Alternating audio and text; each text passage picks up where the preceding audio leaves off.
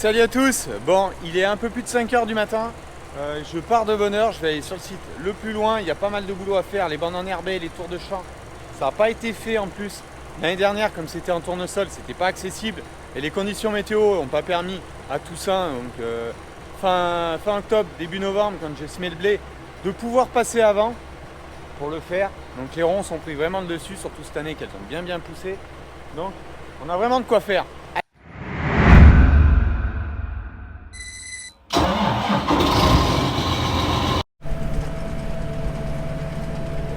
Et me voilà rendu après une petite heure de route, c'est 6h30, c'est parti. Quelques petites gouttes, bon ça va pas perturber le chantier. Si on avait à travailler de la terre, ça aurait peut-être été plus problématique, on a un peu de vent. Donc voilà, ce que j'ai à faire, toutes ces bandes enherbées, donc là le bord du maïs, on voit un peu les symptômes de la grêle dessus. J'essayerai dans la journée de prendre 5 minutes, de faire un tour avec le drone justement pour voir s'il n'y a pas de dégâts de sangliers. Mais on va déjà broyer une partie des bandes enherbées et puis s'attaquer au fossé de ceinture de parcelles. Parce que là c'est un coin qui est tout drainé, il y a beaucoup de fossés, de bandes enherbées. Donc on va remettre un petit peu tout ça bien propre. Ça prend tout de suite une meilleure tournure avec le deuxième aller-retour. Donc comme je vous avais déjà dit, je crois l'année dernière, tout ce qui est bande enherbée à la taille réglementaire, j'arrive à faire 2 allers-retours. Comme ça, j'enlève toute la bande enherbée et la face ici du fossé là qui me reste à faire.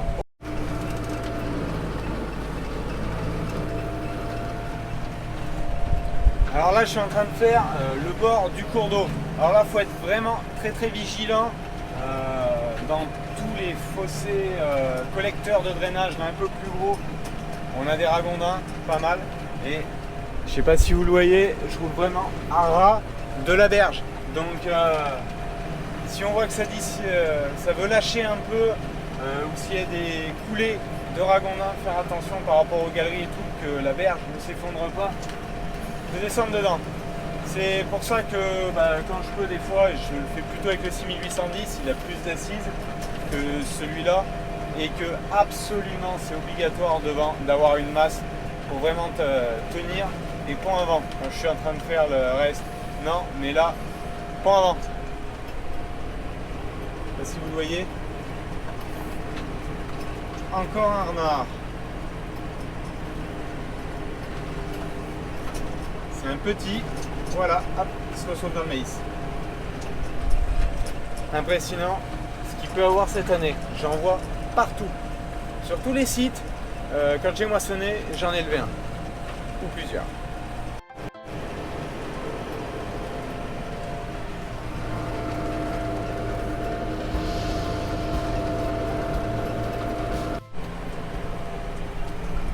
Voilà, je sais pas si vous voyez, donc j'ai fait un coup de part et d'autre à plat sur le fossé.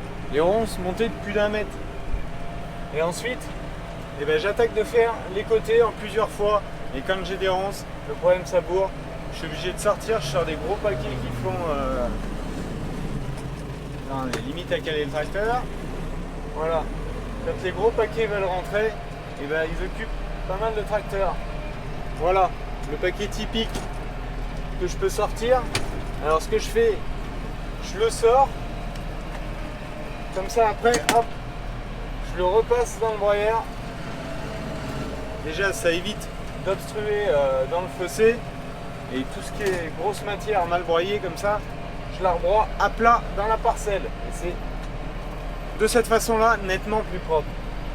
Allez, je vais continuer un peu. J'essayerai de vous faire dans la grande bande enherbée des images au drone de tout ça.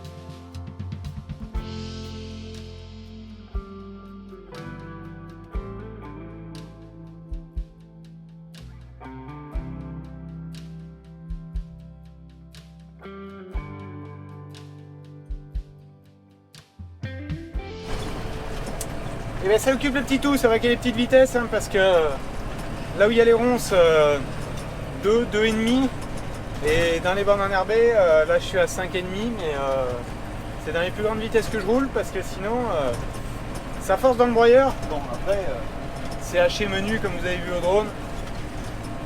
Bon voilà, allez, je fais les allers-retours, derrière moi, à droite, je pousse le broyeur, là je reviens en faisant le côté du ruisseau maintenant que c'est dégagé. On va faire attention un peu à tout ça. Donc, je peux pas piloter le drone en même temps que je suis au bord du fossé quand je fais vraiment le talus, parce que là il faut être vraiment vigilant. Mais bon, au moins ça sera tout propre. Bon, la paille a été enlevée, ça c'est les parcelles que vous avez vues au drone dans la vidéo de la semaine dernière justement.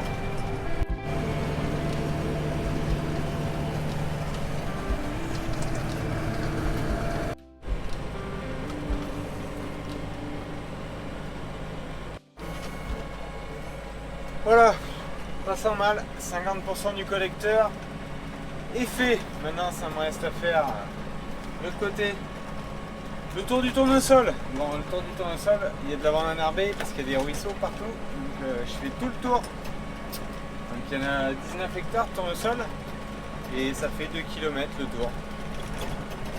Fois 4 tours, donc ça va faire 8 km. Donc il y en a encore pour un petit moment. Allez, je vais finir tout ça. Et je vous ferai des vues après au drone, un peu des cultures ici et du chantier une fois que j'aurai fini de broyer l'autre côté.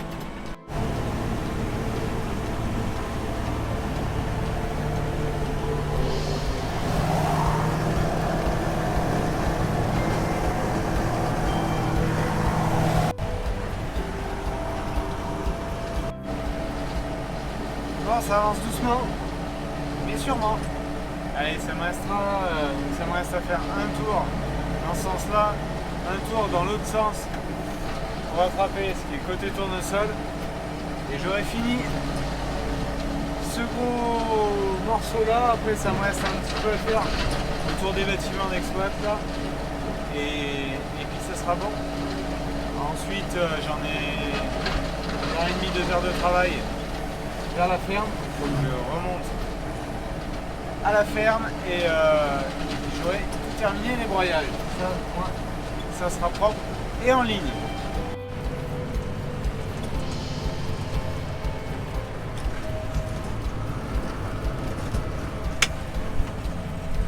Donc là on est sur le cas typique autour d'une parcelle de tournesol avec de l'ambroisie en bordure. Alors je broie à ras de la première raie, voire des fois il y a des toutes petites têtes, mais j'enlève la première raie pour éviter justement que l'ambroisie aille coloniser dans la parcelle. J'ai très peu de pieds dans la parcelle qui sont passés au travers du désherbage, donc limitons au maximum le stock semencier. Allez, donc là c'est le dernier tour, j'ai tout enlevé, donc le tour du tournesol. Précédemment j'étais juste là derrière, le grand collecteur il est de l'autre côté à l'opposé de la parcelle. Donc là je vais avoir terminé tout ça. Bon bah voilà, entre tous les chemins et fossés, j'essaye d'orchestrer les bandes enherbées, de tourner toujours en rond pour pas faire de passer à vide. Donc même si je roule pas vite, je n'arrête jamais de broyer. Bon par contre j'ai mis 10 heures ici. Ça fait quelques mètres linéaires de broyer. Le résultat est plutôt pas trop mauvais. Malgré que je suis sur le 3e jeu de marteau sur le broyeur. Il a 8 campagnes. Ouais, 8 campagnes. Je pense qu'il va falloir encore les renouveler. Mais bon, j'en fais pas mal tous les ans avec. Et j'ai récupéré certains endroits, des gros chantiers avec du broyage de branches sèches qui font 7-8 cm de diamètre. Donc ça use aussi pas mal. Il y a toujours une pierre ou deux qui traîne sur les bords de champ. On fait pas exprès, mais ça arrive toujours. Et qu'on attrape avec les marteaux. D'où l'avantage d'avoir des marteaux, mais ça les frotte quand même. Allez, je vais faire un petit tour au drone, voir l'état des maïs. Les tournesols, j'ai vu plutôt pas mal parce qu'ils sont pas très hauts cette année, ici, moins haut que l'année dernière, donc avec le tracteur je voyais un peu par-dessus. On va faire tourner un peu le drone pour vous faire voir justement ce que j'ai pu broyer et l'état des maïs. Bon donc voilà, vous avez vu un petit peu le tour rapide, j'ai fait quelques accélérés, mais vous pouvez voir dans le maïs, au milieu où j'ai démarré, la bande où les sangliers avaient fait du dégât lors du semis. Ensuite, vous voyez les bandes, des bandes tous les 36-40 mètres à peu près d'excès d'eau, où le maïs fait plus pâle. C'est pas pour ça qu'il y aura un rendement bien inférieur, mais cette année on est vraiment à la limite avec l'excès d'eau ici. Ces terrains-là, d'habitude, une année comme l'année dernière, où il y a 2 ans, ont souffert de l'excès de chaleur, mais pas réellement de l'excès d'eau. Alors forcément, cette année, avec les quantités qu'on a eues, ça souffre. Voilà, allez, retour à la ferme. Allez, petite pause, je suis revenu dans l'exploitation. Broyer les bords du champ de maïs et de soja qui étaient initialement prévus à irriguer. Bon, les maïs, ils ont un gabarit, c'est mieux que l'année dernière et sans avoir à irriguer, donc on va pas s'en porter plus mal. Alors il y a de tout, hein. On voit 2 pins, c'est pas généralisé, et ça je suis pas un grand fan d'avoir 2 pins. Je vous l'ai déjà dit, je préfère en avoir un gros que 2 petits. Bon après, là il y a l'effet un peu bordure, c'est le passage du pulvé, mais on va voir en fécondation ce que ça donne. Les variétés, je les ai plus en tête, j'essaierai de vous les marquer au montage. Parce que je vous dirais une bêtise. Autant les autres parcelles, je les sais à peu près par cœur, et ça tombe mal, celle-là je ne sais pas. Non, c'est pas des variétés que je fais couramment, étant donné que c'était prévu qu'elles soient irriguées. Donc voilà. Allez, là on peut voir, ça va bouchonner sur vraiment le bout, sinon il y a du grain à partir de là et ça commence à grossir. Bon, phénomène de l'année, pas de forme de rétractation, signe que la RU du sol est bien chargée encore et on les voit pas souffrir. On les voit pas souffrir parce qu'ils ont eu de l'eau et parce qu'il fait pas non plus très très chaud. Alors les sojas, mes sojas semis au 750, pas en direct, hein, ça le travaille. Alors par contre, vous voyez, ils ont quand même un gabarit qui est somme toute pas mal. Voilà ce que je vous disais, on arrive à voir quelques tournesols. Bon, c'est vraiment minime. Voilà, on voit les étages, on voit les gousses. Alors je sais pas si on va arriver à voir ici, moi ce que je voulais c'est faire décoller ma première gousse. Et là vous voyez, ma première gousse elle se retrouve à 10 cm du sol. Alors est-ce que c'est le phénomène de l'année, de la climato, est-ce que c'est le fait d'avoir serré un petit peu plus le semis et vraiment densifié?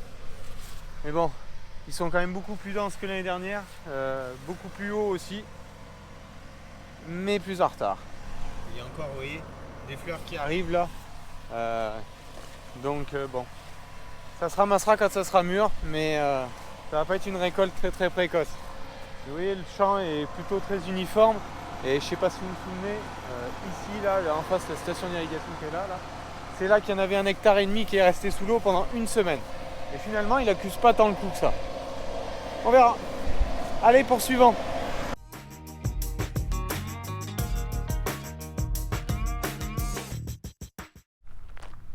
Allez, donc on est 2 jours plus tard de la fin du broyage. J'ai fait pas mal de bricolage, un peu de désherbage de chaume, gestion des liserons, ambroisie qui peuvent coloniser les parcelles à l'intérieur, le phénomène de l'année, hein, où je préfère sécuriser tout ça plutôt qu'avoir des plantes qui passent au travers et produisent de la graine. Alors, certains voulaient des retours des haricots rames. Donc les sojas, je vous les ai montrés. Les maïs, ils se portent plutôt pas trop mal. Je vais aller faire un petit tour, vous montrer les haricots rames, le développement qu'ils ont pu avoir ces quelques semaines. Donc voilà les haricots. Bon, on est sur le haut de la parcelle, le haut, le bas, il n'y a pas réellement de changement. J'en ai profité que j'avais le broyeur pour broyer tout ce qui est en bordure, parce que ça poussait quelques kénopodes. Il y en a encore quelques-uns là qui se trouvent un peu dans la parcelle. Bon, après, quand on est vraiment dans les haricots, même si phénomène de l'année où il manque des rames, ils se portent pas mal. Alors vous voyez des étages où il y a des gousses vraiment partout, des belles gousses. On peut en voir certaines comme ici. Là, vous voyez un peu la taille qu'elles ont. Les grains sont formés, on les sent au travers. Ça ne demande qu'à grossir maintenant. De les avoir vus après l'orage qui avait tout mis par terre encore une fois, et de les voir maintenant, il y a un réel changement. Ça a vraiment bien évolué. Alors même où il n'y a pas de rame, hein, on peut voir ces grosses gousses. Vous voyez, une comme ça, là on voit bien les grains. Donc c'est des gros grains. Je sais pas si vous vous rappelez quand j'ai semé. Vous voyez là, on en a encore une typique ici. Il y a vraiment de la matière. Espérons que ça aille au bout, qu'on puisse récolter un lot convenable. Vous voyez, on en voit là, donc quand ils sont sur les rames, on voit mieux les gousses. Quand ils sont par terre, ben, un peu moins. Mais même qu'il y ait eu de la pluie, vous voyez, des gousses, ça c'est une gousse qui était par terre, et ben on voit quand même, hop, ben, il s'est cassé, le grain était là. Ça pousse. Niveau maladie, ça se porte plutôt pas trop mal. Bon, il y a eu une grosse protection fongique de fait suite à l'orage, ce qui a vraiment assaini tout le lot, parce que là, je vois pas de gros problèmes. Donc toute la parcelle, les 5000 m² sont comme ça.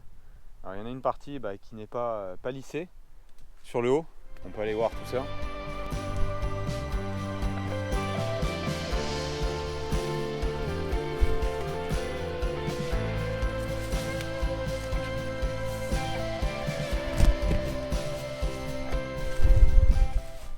Bon, alors on est dans la partie juste après ce qui est palissé jusqu'en haut, donc ça fait pas une surface énorme qui n'est pas faite.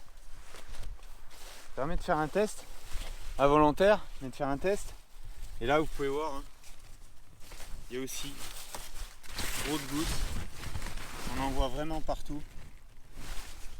C'est assez impressionnant à voir la quantité qu'il peut avoir cette année. Je pense que toutes les fleurs ont bien fécondé.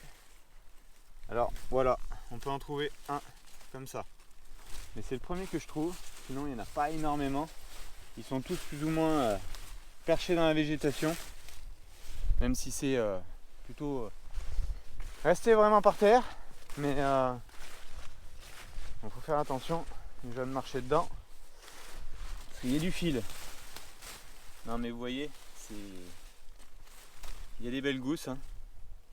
Font plus d'une vingtaine de centimètres. Ça a vraiment fait de la matière. Bon, phénomène de l'année. Hein. Mais là c'est pareil. Hein. Sur les maïs, on voit qu'ils se sont retapés. Il y a ceux-là, deux pins qui sont quand même convenables, hein, sur beaucoup de pieds. Il y a du maïs de pendu quand même. Bon, par contre on n'est pas très en avance. Faudra pas prendre de gel précoce en septembre, mais bon, ça on maîtrise pas la météo, parce que si on a un gel précoce, il va avoir des humidités très hautes et les maïs ne perdront plus si vite ensuite l'humidité qu'ils ont dans les grains. La descente se fera pas si rapidement que si elle se fait naturellement. Alors après, étant donné le temps qu'on a eu sur tout l'été, on peut peut-être espérer une arrière-saison, un automne plus chaud, plus sec, ce qui serait pas un mal non plus pour travailler les sols. Donc on verra tout ça. Bon, je suis descendu vous faire voir donc les haricots nains qui sont à ma gauche, les tournesols qui sont à ma droite. Alors ils avaient souffert un peu du vent. Par contre, on a des belles têtes, hein, bien remplies, bien garnies. Variété si Excelio, pas très haut, malgré qu'ils soient semés à 80, qu'ils aient de l'azote et tout. Mais vous voyez, hein, même si on rentre un peu dans la parcelle, les têtes sont un petit peu plus petites, mais tous les pieds sont là, donc c'est plutôt très régulier. Mais c'est pas très en avance. Mais c'est comme les maïs. La climato qu'on a eu sur tout l'été, leur a pas donné d'avance. Donc on n'est pas parti sur une moisson début septembre, hein, on est plus sur fin septembre, voire début octobre. Hein. Ça c'est une variété un peu plus tardive. On verra. À l'endroit où c'est, ça craint pas grand chose. Et ensuite, tous les haricots nains. Alors phénomène de l'année, nous on a des problématiques. Kénopode blanc, suite à l'assolement betterave qu'on avait un peu fort ces dernières années. Alors ça fait pas une masse de kénopodes non plus énorme, hein, mais on en voit qui sont par-dessus. Et les haricots nains, et ben c'est pareil. Hein. Je sais pas si vous voyez, hein, mais il y a autant de gousses qu'il n'y a pas de feuilles. Hein. C'est impressionnant. Ils sont tout petits, donc c'est bien des nains. Hein. Et ils sont pas gros. Mais il y a vraiment beaucoup de gousses. On verra là aussi ce que ça va donner. Mais ils ont vraiment bien évolué.